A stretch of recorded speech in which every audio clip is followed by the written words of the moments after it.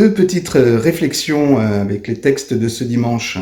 Première réflexion, c'est de voir ces apôtres capables d'opérer des miracles autour d'eux. Je me demande si des fois nous croyons encore aux miracles, et c'est, je trouve, le bon moment pour prier pour eh bien que s'opère la guérison chez les personnes qui sont malades, que ce soit malades de l'épidémie du Covid-19 ou bien malades des conséquences de ce confinement, ou bien ceux qui sont malades de manière chronique et qu'il ne faut pas oublier. Demander cette guérison physique, cette guérison du cœur parfois, cette guérison de chacun, afin qu'ils puissent vivre vraiment unis à l'amour de Dieu. Et cette deuxième réflexion, c'est justement à travers l'Évangile. Le nombre de relations qui sont définies dans cet Évangile est tout à fait extraordinaire. D'abord Jésus qui dit à ses apôtres, « Je suis avec vous, je suis en vous, je ne vous laisserai pas orphelins, je vous donnerai un défenseur, l'Esprit Saint, pour que vous compreniez que, je suis totalement uni au Père, et que le Père et moi, nous sommes tellement unis qu'avec l'Esprit Saint, nous formons cette Trinité, cette relation d'amour parfait, dans lequel, c'est cette relation de la Trinité parfaite, d'un amour parfait, que le Christ veut partager avec ses apôtres. Là, vous comprendrez que je suis uni à vous, et que je suis là.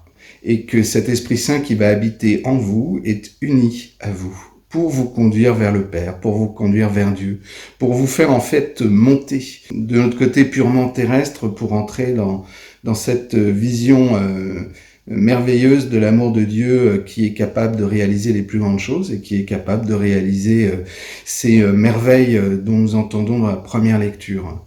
Ainsi donc, le cadeau de ce jour, c'est en vivant davantage unis au Christ, en reconnaissant sa présence en nous, alors nous découvrons la puissance de l'amour agissante dans nos vies, celle de l'amour trinitaire. Nous pouvons entreapercevoir les merveilles de Dieu dans nos vies. Eh bien, c'est ce que je souhaite à chacun et à chacune.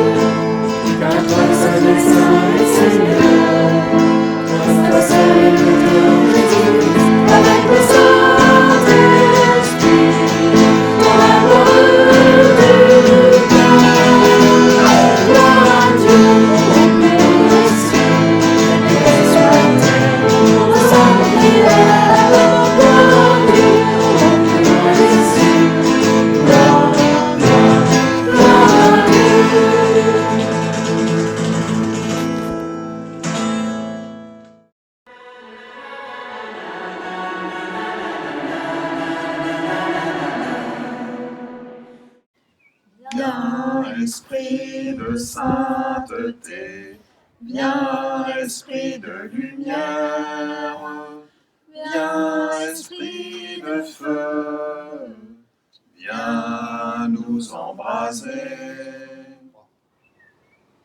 Les foules voyaient les signes que Philippe accomplissait, et il y eut dans cette ville une grande joie.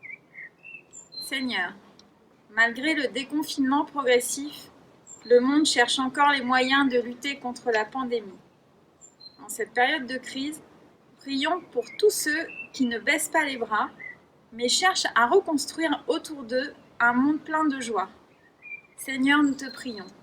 Viens, esprit de sainteté, viens, esprit de lumière, viens, esprit de feu, viens nous embraser. Ayez une conscience droite afin que vos adversaires soient pris de honte sur le point même où ils disent du mal de vous pour la bonne conduite que vous avez dans le Christ. Nombreux sont ceux qui cherchent à reconstruire la société humaine. Qu'à la lumière des propos de saint Pierre, ils puissent trouver leur motivation à promouvoir le bonheur et la dignité de chacun dans l'abnégation et le désintéressement. Seigneur, nous te prions.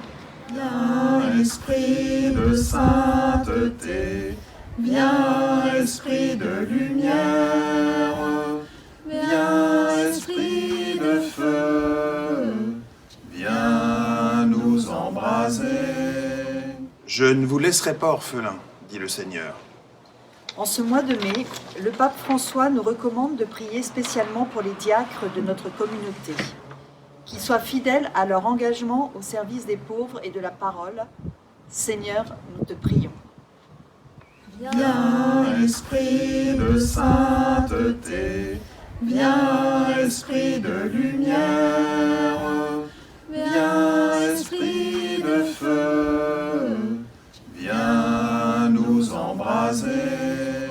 Jésus disait à ses disciples, « Je prierai le Père et il vous donnera un autre défenseur qui sera pour toujours avec vous. » Seigneur, nous vivons depuis de nombreuses semaines une vie chrétienne sans Eucharistie, mais riche en solidarité et en communion de prière.